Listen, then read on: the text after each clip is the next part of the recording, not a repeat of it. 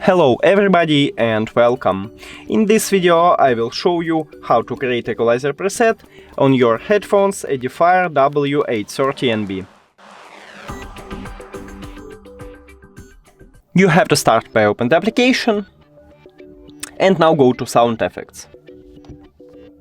Then click on Customized and right here. Now, right here, choose the best one for you.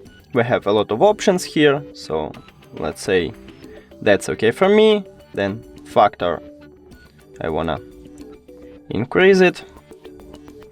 And frequency is like 4K for me.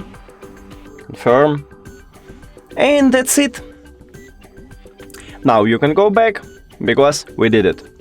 Thank you for watching this video. If you found it helpful, please consider subscribing to channel and leave the like on the video. It's really important to us. See you later!